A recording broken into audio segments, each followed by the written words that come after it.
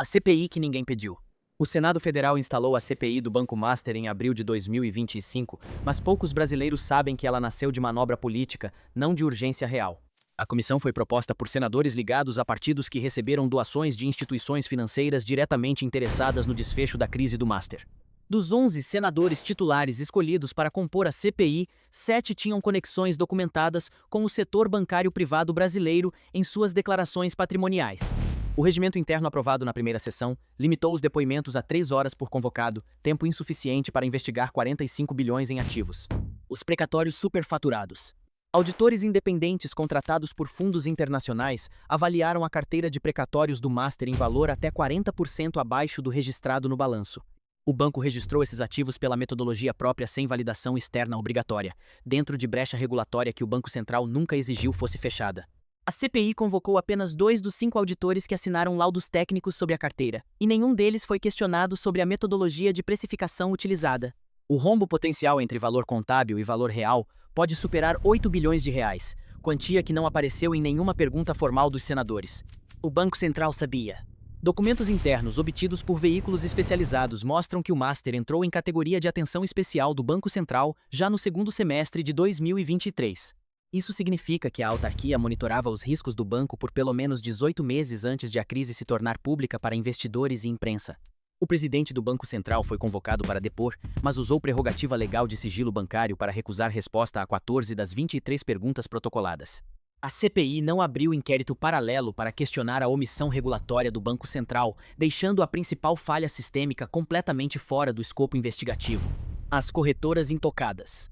XP, BTG, Rico e outras plataformas distribuíram mais de 30 bilhões em CDBs do Master nos últimos 4 anos, cobrando comissões que chegavam a 1% ao ano. Nenhuma das principais plataformas distribuidoras foi formalmente convocada para depor perante a CPI sobre seus critérios de seleção e divulgação de risco aos clientes. Documentos internos de compliance de pelo menos 2 grandes corretoras indicavam alertas internos sobre concentração de risco no Master desde o início de 2024. Esses alertas internos nunca chegaram aos investidores de varejo que continuavam comprando CDBs do banco normalmente até dias antes do congelamento público da crise. Os saques dos sócios. Registros no sistema financeiro mostram que sócios minoritários do Master reduziram exposição ao banco entre outubro de 2024 e fevereiro de 2025, período de silêncio público. O movimento envolveu resgate antecipado de instrumentos financeiros e transferência de participações societárias em valores que somam aproximadamente 900 milhões de reais. Esse tipo de operação é considerado indício de uso de informação privilegiada, crime previsto na Lei do Mercado de Capitais com pena de até 5 anos. A CPI não solicitou oficialmente os extratos bancários dos sócios ao Banco Central, ferramenta investigativa básica disponível que poderia confirmar ou desmentir os registros. O BRB e o governo federal.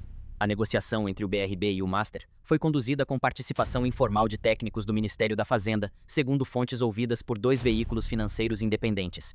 O Ministério nega envolvimento direto, mas e-mails obtidos via Lei de Acesso à Informação mostram troca de mensagens entre técnicos da pasta e assessores do BRB durante as negociações. A estrutura final do negócio beneficia o governo federal ao evitar acionamento do FGC em escala total, o que criaria crise política de grandes proporções no país. A CPI não requisitou formalmente esses e-mails ao Ministério da Fazenda, e os senadores governistas votaram sistematicamente contra qualquer ampliação do escopo investigativo. Os investidores sem voz. Das 64 horas de sessões realizadas até maio de 2025, apenas 4 horas foram dedicadas ao depoimento de representantes de associações de investidores lesados. 700 mil brasileiros expostos ao risco do Master não têm lobby, não financiam campanhas eleitorais e não têm acesso aos corredores onde as decisões reais acontecem. O maior CDB individual identificado nos processos pertence a uma cooperativa de saúde do interior de Goiás, com 22 milhões de reais acima do limite do FGC.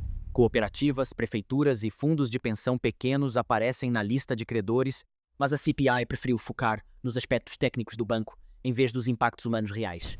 O que a CPI não vai revelar. Daniel Vorcaro não foi indiciado, não perdeu o patrimônio e não sofreu qualquer sanção pública até o encerramento do prazo original da Comissão Parlamentar de Inquérito.